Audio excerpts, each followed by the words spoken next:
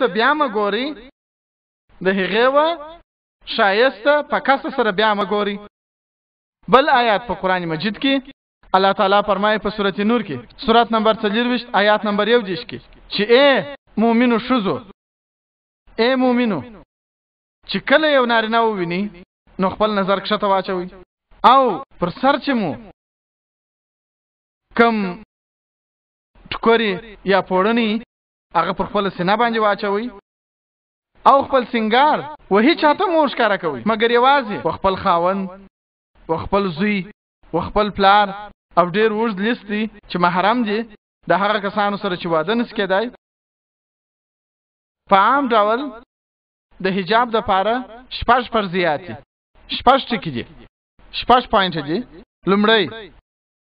د ساتر پټول چې د نارینه د پاره دی لږ تر لږه د نامه څخه تر زنګونو پورې، او د ښځو د پاره ټول جسم یې باید پټ وي، یوازې چې باید ښکارا سي هغه دی مخ او لاسونه. ځینې علما وایي چې دا هم باید پټ وي. هغه نور 5 ټکي د ښځو او نارینه‌و د پاره یو ډول دي. بل ټکی کم کالی چې دوی اغوندي هغه باید دومره نازک نه وي تر څو د هغه څخه د دوی بدن ښکارا سي. دریم ټکی داسې تنګ کالی باید وانه غوستل سي چې د هغه څخه د بدن ټول راووځي.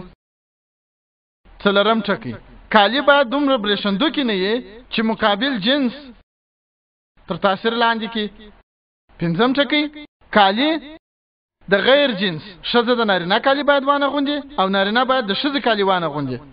او شپږم ټکی چې یو څوک د غیر مسلمانانو کالی وانه غوندي چې پر هغو باندې نښانونه وي. دا شپږ ټکي دي د حجاب، شپږ نکات دي یا شپږ فرایض دي د حجاب.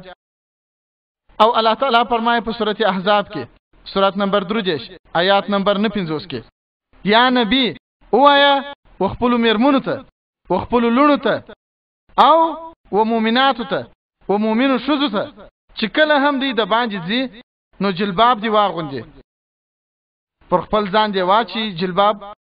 ترڅو دی خلق و پیژني او دی پازاب نه کی.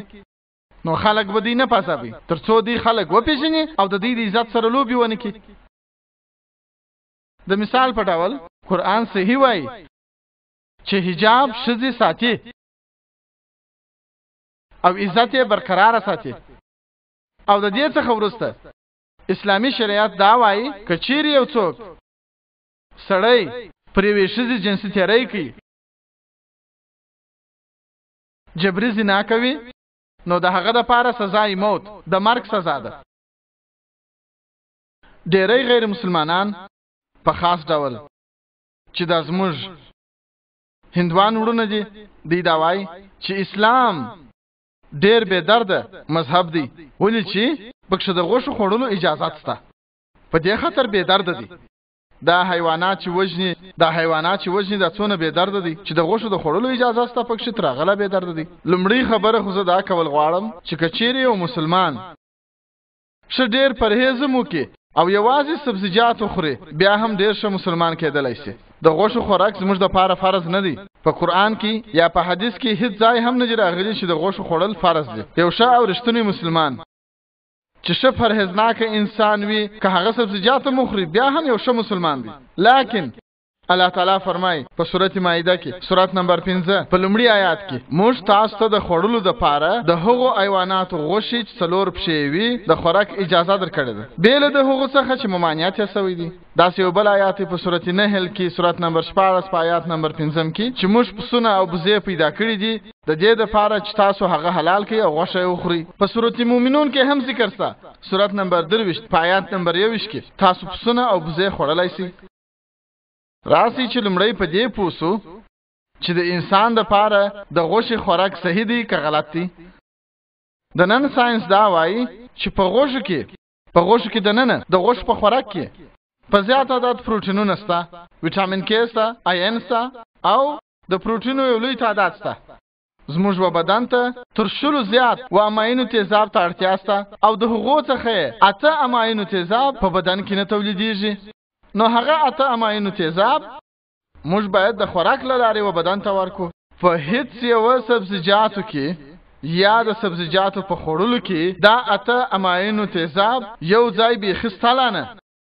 لیکن په غوښه کې سته په ماهي کې سته دغه اته سره اماینو تیزاب پکې یو ځای دي دا نو بیا بېله خبر ده که موږ ډول ډول سبزیجات سره یو ځای کو او ویخورو کیدای شي هغه اته اماینو تیزاب سره یو ځای سي خو پر یوه ځای په یوه سبزیجاتو کې دغه اته اماینو تیزاب ګرسري یو ځای نسته او هغه حیوان چې یوازې واښه او شینګیا خوري هر هغه حیوان د بیلګې په ډول که تاسو وګورئ غوا بزه که تاسو غاښو ته وګورئ دا غاښونه یې داسې ډول دي چې هغه یوازې واښه خوړلی سي غوښې نسي خوړلی د هغوی غاښونه داسې جوړ دي دا غاښونه د خدای په قدرت سره داسې دي که تاسو هغه حیواناتو ته وګورئ چې هغه غوښې خوري د بیلګې په ډول پړانګ ببر زمری ګیدړه د دوی غاښونه تیرې دي میخ رقم غاښونه هغه یوازې غوښې خوړای سي واښه بالکل نسي خوړای که چیرې تاسو ولاړ سئ او په هنداره کې خپلو غاښونو ته وګورئ نو موږ اوار غاښونه هم لرو او تیره غاښونه هم لرو که چیرې خدای پاک غوښتلی چې موږ یوازې واښه وخورو نو بیا د تیره غاښونه ولې راکړي دي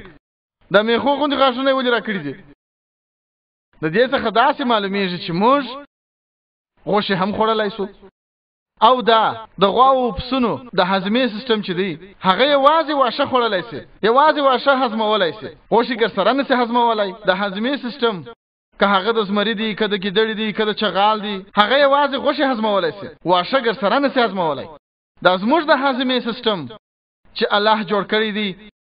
چې الله سبحانه وتعالی را جوړ کړی دی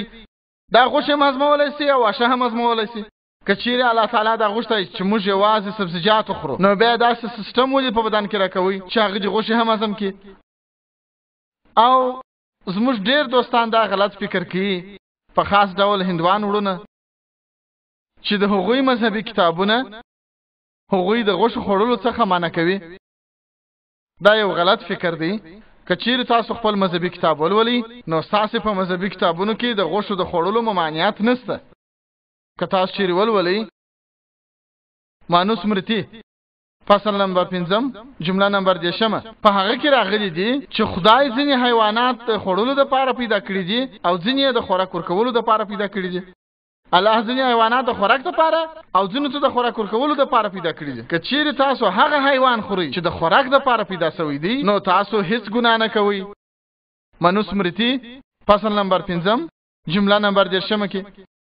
کله مخته ولاړ سي منوسمرتي فصل نمبر 15 جمله نمبر 11 کې په دې جمله کې ویل شوی دی چې که چیرې تاسو هغه جانور په قتل ورسوي چې تاسو عبادت کوئ نو خوراک هیڅ ګناه نه لري او بیا هم منوسمرتي فصل نمبر 5 جمله نمبر 9 څخه تر 40 پورې په دې جملو کې راغلي دي که چیرې تاسو د قربانۍ لپاره یا د عبادت لپاره غوښه خوري نو تاسو هیڅ ګناه نه کوئ او داسې نو ډېرې حوالې شته په ریګویدا کې چې تاسو پسونه خوړلی سئ ډېرې حوالې شته ریګویدا لسم ټوک که تاسو ولولئ مهابارت انوشاسن پرو اجې نمبر 88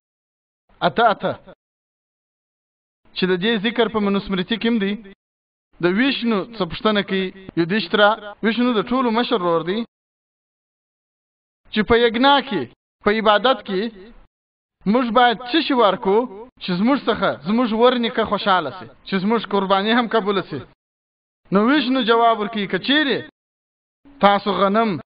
میوه او یا ورجې ورکړي نو زموږ ورنیکه به د یوې میاشتې دپاره خوشحالي که چیرې غنم میوه ورجې ورکړي د یوې میاشتې دپاره به خوشحالي که چیرې تاسو ماهی ورکړي نو د 2 میاشتې دپاره که غوښې ورکړي نو د 3 میاشتې دپاره که چیرې سوی ورکړي نو د 4 میاشتې دپاره که چیرې بوزه ورکړي نو د 5 میاشتې دپاره که سرکوزی ورکړي نو د 6 میاشتې دپاره که چیرې یو مرغه ورکړي نو د 7 میاشتې دپاره که چیرې هوسۍ ورکړي نو د 8 میاشتې دپاره دا نو یو لیست دی چې ډېر اوږد دی په آخر کې ورته وایي چې که چیرې ته غویی ورکړي نو د 11 میاشتې دپاره او که چیرې ته غوا ورکړي نو د پوره 1 کال دپاره به زموږ ورنیکه خوشحالي او که چیرې تاسو خوږ ورکړئ نو د ټول عمر دپاره به درته خوشحالي